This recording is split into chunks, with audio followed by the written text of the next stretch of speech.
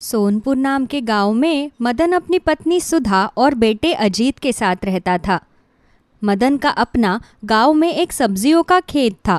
अपने खेत में उगी सब्जियों को बाजार में बेचकर वो अपने घर का खर्चा चलाया करता था। अजीत की शादी से पहले तक सब कुछ बिल्कुल ठीक था, लेकिन जैसे ही उसकी शादी हुई तो घर के हालात बिल्कुल बदल गए। अजीत की पत्नी अपने सास ससुर के साथ बिल्कुल भी अच्छा व्यवहार नहीं करती थी, लेकिन हैरत की बात तो ये थी कि अजीत भी उसके साथ साथ उसके जैसा ही हो गया था। जब उसके माँ बाप उसे कुछ कहते तो वो भी अपनी पत्नी की तरफदारी करके अपने माँ बाप को ही भला बुरा कहता। हमने अपनी पूरी जिंदगी इतनी मेहनत की, एक खेत की कमाई से ही अपने बेटे को पढ़ाया लिखाया, लेकिन जब बेटा बड़ा हुआ तो उसने हमारे साथ ऐसा व्यवहार किया। पता नहीं हमने अपने जीवन में ऐसे कौन से पाप किए थे जो भगवान हमारे बुढ़ापे में हमें ऐसे दिन दिखा रहा है। ये तो भगवान ही जानता है जी। सोचा था पूरा जीवन संघर्ष भरा रहा है तो कम से कम बुढ़ापा तो अच्छा कटेगा, लेकिन ना तो हमारे पहले का जीवन अच्छा बीता और ना ही अब का जीवन। अरे दोनों बूढ़ा बुढ़िया आपस में बैठे हुए मेरी क्या चुगलियां कर रहे हो? मैंने आपको इतनी देर पहले कहा था ना कि जाकर सब्जी बना दो। अभी तक आप यहीं पर बैठी हुई हो। दोनों को खाली बैठे हुए जरा भी शर्म नहीं आती ना? यहाँ मेरा पति पैसे कमा कमा कर पागल हो रहा है और तुम दोनों को यहाँ पर आराम फरमाना है। ये तुम हमसे किस तरह से बात कर रही हो बहू? अगर वो तुम्हारा पति है तो हमारा भी बेटा है। हम पर भी उसका उतना ही अधिकार है जितना कि तुम पर उसका अधिकार है। अब क्या माँ बाप अपने बेटे के कमाए हुए पैसों की 2 वक्त की रोटी भी नहीं खा सकते? आप दोनों को मैं ऐसी रोटियां खाने के लिए दूंगी ना कि आप दोनों जिंदगी भर याद रखोगे। जाओ जाकर जल्दी से खाना बनाओ। अगर आधे घंटे के अंदर सारा खाना बनकर तैयार नहीं हुआ तो आज रात आप दोनों को खाना नहीं मिलेगा। अपनी बहू की बातों की वजह से सुधा को इतने बुढ़ापे में भी रसोई में जाकर खाना बनाना पड़ता है। वो जल्दी से सभी के लिए खाना बनाकर तैयार करती है। तभी थोड़ी देर बाद उसका बेटा भी घर पर आ जाता है। अरे आ गए आप? हाँ आ गया तो क्या हुआ, लेकिन आज मुझे बहुत जोर से भूख लगी है। तुम जल्दी से मेरे लिए खाना लगा दो। हाँ हाँ, आप हाथ मुंह धोकर आ जाओ, तब तक मैं आपके लिए खाना लगाती हूँ। अजीत हाथ मुंह धोने के लिए जाता है, तभी अनीता अपने सास को खाना लगाने के लिए कहती है। उसकी सास जल्दी से सभी के लिए खाना लगाकर तैयार करती है। अजीत आकर टेबल पर बैठता है। उसकी मम्मी पापा भी खाने के लिए डाइनिंग टेबल पर बैठने लगते हैं, लेकिन तभी अनीता कहती है, अरे अरे अरे, आप दोनों यहाँ पर कहाँ बैठ रहे हो? इस डाइनिंग टेबल पर बैठने के हकदार सिर्फ मैं और अजीत जी है। अगर आप दोनों को खाना खाना है तो डाइनिंग टेबल पर बैठ के नहीं, वहाँ अपनी खाट पर बैठकर खाइए। लेकिन क्यों बहू, हम दोनों यहाँ पर बैठकर क्यों नहीं खा सकते? क्योंकि आप दोनों की औकात हमारे साथ बैठकर खाना खाने की बिल्कुल नहीं है, इसलिए आप लोग हमारे साथ बैठकर खाना बिल्कुल नहीं खा सकते। अगर आप लोगों को यहाँ बैठकर खाना खाना है तो ठीक है, आप खा लीजिए, मैं ही यहाँ से उठकर चली जाती हूँ। अरे तुम यहाँ से उठकर कहाँ जा रही हो? मम्मी पापा जवाब दोनों को पता है कि अनीता को आप बिल्कुल भी पसंद नहीं हो। क्यों यहाँ पर बैठकर खाना खा रहे हो फिर? है आपको अनीता ने एक बार कहा ना कि अपनी खाट पर जाकर खाना खाओ, तो वहीं पर जाकर खाना खाओ, और आज के बाद डाइनिंग टेबल पर खाना खाने के लिए कभी मत बैठना। क्या? छोड़िए जी, चलते हैं। जब हमारा बेटा ही हमारा अपना नहीं है तो बहू से कैसी शिकायत करनी। वो दोनों वहाँ से उठकर जाने लगते हैं। तभी अनीता उनके हाथ से सब्जी की कटोरी छीन लेती है। ये सब्जी की कटोरी कहाँ लेकर जा रही हो? पता भी है बाजार में सब्जी का दाम क्या चल रहा है?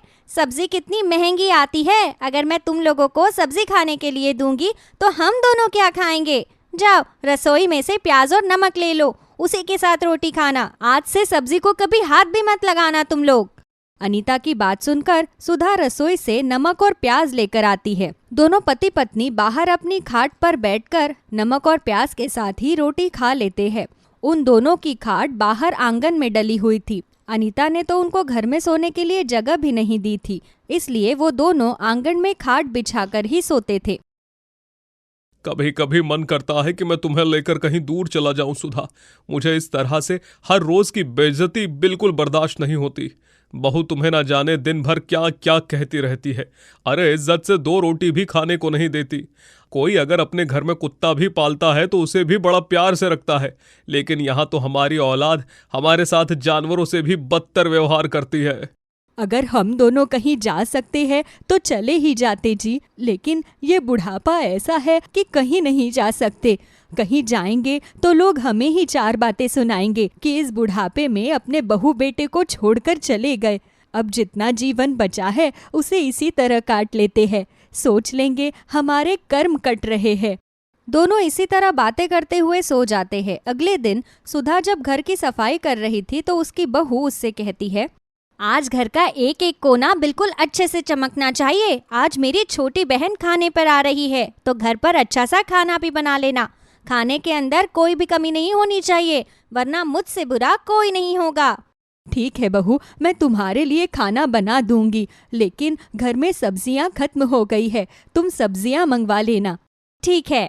अनीता घर पर सब्जियां मंगवा लेती है। कुछ देर बाद सारे घर की साफ सफाई करके खाना बनाने की तैयारी करती है। तभी थोड़ी देर बाद अनीता की बहन भी घर पर आ जाती है तो सुधा उसे चाय पीने देती है। वाह दीदी, आप तो कमाल हो। आप तो अपनी सास को बिल्कुल अपने इशारों पर नचाती हो। देखो तो आपकी एक ऑर्डर पर ही कैसे आपकी सास नौकरानी की तरह काम कर रही है। अरे मेरी सास तो ये बस नाम नाम की है, वरना सच बताऊँ तो ये घर की नौकरानी ही है। चलो अच्छा है, जब तक ये जिंदा है तब तक मुझे घर का कोई काम तो नहीं करना पड़ेगा, वरना अगर ये मर गई तो मुझे घर में काम वाली रखनी पड़ेगी और उसे पगार भी देनी पड़ेगी। इसे तो नमक के साथ 2 रोटी खाने के लिए दे देती हूँ, वही इसके लिए बहुत है। इतने बुढ़ापे में ज्यादा खाकर वैसे भी क्या ही करेंगे ये लोग। सुधा जब अपनी बहू की ऐसी बातें सुनती है तो उसे बहुत दुख होता है। थोड़ी देर बाद अनीता सुधा के पास किचन में आती है। इतनी देर से वहाँ मेरी बहन भूखी बैठी है। मैंने पहले ही बोला था कि आज समय से खाना बनाकर तैयार कर लेना, लेकिन लगता है कि आपको एक बारे में मेरी बात समझ नहीं आती। आज रात को जब मैं आपको खाना खाने के लिए नहीं दूंगी ना, तब आपको समझ आएगा कि मेरी बात न मानने का नतीजा क्या होता है। ये तू क्या कह रही है बहू? मैंने तो खाना बनाकर तैयार कर दिया है, मैं बस खाना बाहर लेकर आने ही वाली थी। अब आप खाना बाहर लेकर आओ या ना आओ, लेकिन अगर मैंने एक बार बोल दिया कि आपको आज रात को खाना नहीं मिलेगा तो मतलब नहीं मिलेगा। और हाँ, इन सारे बर्तनों को जल्दी से अच्छी तरह धो दो, वरना इन बर्तनों को आपसे 4 बार धुलवाऊंगी। ये सब बोलकर सारा खाना लेकर अनीता वहाँ से चली जाती है। सुधा जल्दी से सारे बर्तनों को धोने लगती है। तभी वहाँ पर रखी सब्जियों में से एक लाल रंग का बैंगन सुधा की हालत को देखकर बहुत परेशान हो जाता है। दादी माँ, आपकी ये ऐसी हालत देखकर मुझे बिल्कुल भी अच्छा नहीं लग रहा। आपकी बहू तो बहुत ही बुरी है। जिस उम्र में उसे आपकी सेवा करनी चाहिए वो आपसे इस तरीके का व्यवहार कर रही है। मेरा तो मन कर रहा है कि मैं आपकी बहू को सजा दूं। अरे, ये आवाज कहाँ से आ रही है? यहाँ पर तो मेरे अलावा और कोई भी नहीं है। अरे इधर देखिए दादी माँ, मैं हूँ जादुई लाल बैंगन। मैं आपकी सब्जी के साथ आ गया था। ये सब बात सुनकर सुधा जैसे ही सब्जियों की तरफ देखती है तो उसे सब्जियों में एक लाल रंग का बैंगन दिखाई देता है, जिसके छोटे छोटे हाथ पैर और 2 प्यारी प्यारी आंखें भी थी। इस तरह का लाल जादुई बैंगन देखकर सुधा उसे देखती ही रह जाती है। अरे, तुम भला कैसे बैंगन हो? एक तो तुम्हारा रंग लाल है, ऊपर से तुम्हारे हाथ पैर भी है। मैं बाकी सभी बैंगनों से अलग हूँ, इसीलिए तो मैं जादुई लाल बैंगन हूँ। मैं परी लोक का रहने वाला हूँ, लेकिन जब भी कोई मुसीबत में होता है तो रानी परी मुझे उनके पास भेज देती है। जैसे आज मैं आपकी मदद करने के लिए आ गया हूँ। आज से आप मुझे बैंगन बेटा कहकर बुला सकती हो। वैसे सबसे पहले तो मेरा मन कर रहा है कि मैं आपकी बहू को अच्छी तरह सबक सिखाऊं, ताकि वो आज के बाद आपके साथ ऐसा व्यवहार ना करे। नहीं बैंगन बेटा, मैं अब उसे कोई सबक नहीं सिखाना चाहती। अगर तुम उसे अपने जादू से सबक सिखा दोगे तो वो सिर्फ तुमसे डर कर मेरे और मेरे पति के साथ अच्छा व्यवहार करेगी, लेकिन उनके मन में तो हमारे लिए जहर ही घुला रहेगा। मेरे पति हर रोज मुझसे कहते हैं कि मेरा मन करता है कि मैं तुम्हें यहाँ से कहीं दूर ले जाऊं। सच बताऊं तो मैं भी यहाँ से बहुत दूर जाना चाहती हूँ। मेरे बहू बेटे मेरे साथ साथ मेरे पति के साथ भी बहुत बुरा व्यवहार करते हैं। अगर ऐसी बात है तो मैं आप दोनों को यहाँ से लेकर चलता हूँ। मैं आपके लिए एक बहुत अच्छा घर बनाऊंगा जहाँ आप मेरे साथ रहना। मैं वहाँ पर आपका पोता बनकर रहूंगा और मुझे मेरे दादा दादी भी मिल जाएंगे। इतना कहकर जादुई लाल बैंगन अपने जादू से उन दोनों को वहां से एक बहुत ही खूबसूरत नदी के पास ले जाता है, जहां पर वो उनके लिए एक बहुत सुंदर सा घर बनाता है। जिसके बाद जादुई लाल बैंगन उनके साथ उसी घर में रहने लगता है। वो उन दोनों को बिल्कुल अपने दादा दादी की तरह प्यार करता है और हमेशा उनका बहुत ख्याल रखता है। मनोहर एक गरीब मजदूर था और एक छोटे से गांव में अपने परिवार के साथ रहता था। वह रोज जंगल के रास्ते शहर जाकर वहां पर मेहनत मजदूरी करता और शाम को रात होने से पहले वह अपने घर लौट आता। मेरी बात मानो, आज आप मत जाओ। रात से आपको बुखार है। आज कैसे काम करोगे? नहीं नहीं, मैं एक दिन की भी छुट्टी नहीं कर सकता। तुम तो जानती हो, एक दिन की छुट्टी मतलब एक दिन पीछे हो जाना। पैसे नहीं आएंगे तो घर कैसे चलेगा? वैसे तुम जानती हो आमदनी कितनी है हमारी। जान है तो जहान है। इतनी बीमारी की हालत में काम करोगे, अगर चक्कर वक्कर आ गए तब क्या करोगे? लेकिन मनोहर अपनी पत्नी की एक भी बात नहीं सुनता और अपने काम पर चला जाता है। लेकिन दोपहर होते ही उसे बुरी तरह चक्कर आने शुरू हो जाते हैं। वह अपने मालिक से बोलकर घर के लिए निकल पड़ता है। तभी रास्ते में उसे कुकड़ू कू की आवाज सुनाई देती है। अरे, यह तो किसी मुर्गी की आवाज लग रही है। जरूर वह मुसीबत में है। वह आवाज की दिशा में जाता है तो देखता है एक मुर्गी को एक आदमी ने पकड़ रखा है और वह अपने आप को बचाने के लिए जोर जोर से चिल्ला रही है। अरे तुम आदमी हो कि जल्लाद? दिख नहीं रहा? उसे तकलीफ हो रही है। इतनी बुरी तरह कोई मुर्गी को पकड़ता है? जाओ जाओ यहाँ से। आज का भोजन बनेगी मुर्गी मेरा। कैसे इंसान हो तुम? उसका दुख और दर्द तकलीफ नजर नहीं आ रहा थोड़ों से? मनोहर उस आदमी से लड़ाई करने लग जाता है। वह आदमी मुर्गी छोड़ने के लिए तैयार नहीं था। तभी मनोहर को गुस्सा आता है और वह उसे एक जोरदार घूंसा मार देता है। घूंसा पड़ते ही वह आदमी अपने दोनों हाथ मुंह पर रखता है। मुर्गी उसके हाथ से छूट जाती है। मनोहर उस मुर्गी को लेकर वहां से भाग आता है और घर आकर मनोहर की पत्नी, अरे आप तो पसीने पसीने हो रखे हो, और ये मुर्गी इसे कहाँ से पकड़ लाए? एक आदमी ने मुर्गी को बुरी तरह पकड़ा हुआ था और उसे खाने की तैयारी कर रहा था। मुझे इस पर दया आ गई और मैं इसे अपने घर ले आया। मनोहर की हालत बड़ी ही खराब हो रखी थी। वह पूरी तरह पसीने में भीगा हुआ था। वह मुर्गी को नीचे रख देता है और चारपाई पर बैठ जाता है। तभी मुर्गी उसके सामने इधर से उधर उड़ने लगती है। उसके परों की हवा से मनोहर को बड़ा अच्छा लगता है और वह देखता है उसकी तबीयत बिल्कुल ठीक हो गई है। अरे यह तो कमाल हो गया। मुर्गी के पंखों की हवा से मेरा अपना पूरा घर तरोताजा हो गया। मनोहर की पत्नी मुर्गी के लिए एक छोटा सा आंगन बना देती है। मुर्गी उसमें जाकर बैठ जाती है। फिर मनोहर उसे दाना पानी देता है। मनोहर के दोनों बच्चे भी मुर्गी के साथ अधिकतर खेलते रहते हैं। एक मुर्गी के आने से घर का माहौल बिल्कुल बदल गया था। एक दिन सुबह मनोहर उठकर आंगन की तरफ आता है तो देखता है मुर्गी ने अंडे दिए हैं। 2 अंडे सोने और चांदी की भांति चमक रहे थे। अरे, हमारी मुर्गी ने अंडे दिए और ये किस तरह के अंडे? यह तो सोने और चांदी के दिखाई दे रहे हैं। मनोहर आवाज देकर अपनी पत्नी को बाहर बुलाता है। क्या हुआ? इस तरह चिल्ला क्यों रहे हो सुबह सुबह? यह देखो, हमारी मुर्गी ने किस तरह के अंडे दिए हैं। सोने और चांदी की चमक आ रही है इनमें से तो। मनोहर की पत्नी अंडों को हाथ में लेकर हिलाकर देखती है तो वह ठोस थे। मैं जादुई मुर्गी हूँ और मैंने तुम्हारा धन्यवाद देने के लिए तुम्हें ये अंडे दिए हैं। ये अंडे तो सोने और चांदी के लग रहे हैं। हाँ, ये सोने और चांदी के अंडे हैं। महीने में एक बार मैं सोने और चांदी के अंडे देती हूँ। तुम इन अंडों को बेचकर अपने परिवार की मदद करो। यह तो बहुत ही अच्छी बात है। अब हम लोग अमीर हो जाएंगे। मैं भी यही सोच रहा हूँ। जादू मुर्गी के अंडे, मैं इन अंडों को अभी बेच कर आता हूँ। अब तो हम लोग भी अमीर हो जाएंगे। मनोहर अंडों को बेच देता है और उसे बहुत अच्छे दाम मिलते हैं। वह खुशी खुशी घर आता है। अब वह पहले से ज्यादा उस जादुई मुर्गी का ध्यान रखने लगता है और अगले महीने का इंतजार करने लगता है, जब जादुई मुर्गी सोने और चांदी के अंडे देगी।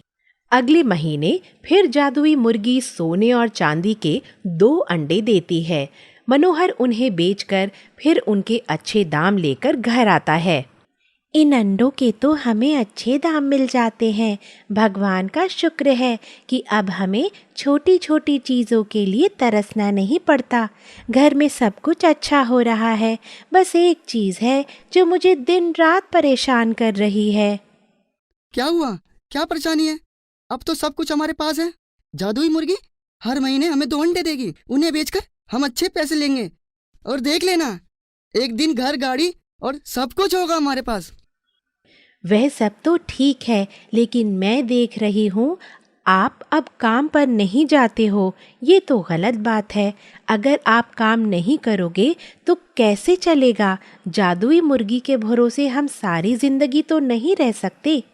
और इन सब बातों पर ध्यान मत दे। बस तू यह देखकर जादुई मुर्गी के खाने पीने में कोई कमी मत रख।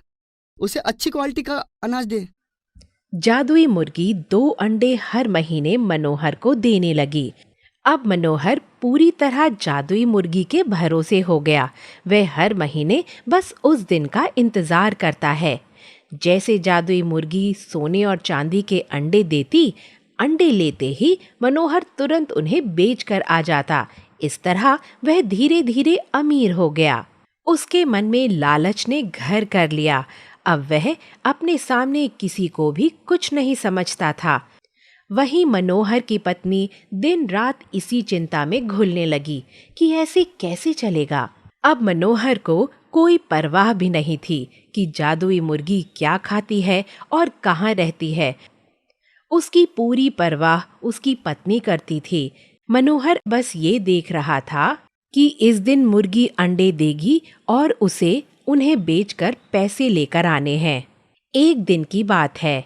क्या बात है मनोहर भाई, तुम्हारी तो कायाकल्प हो गई है।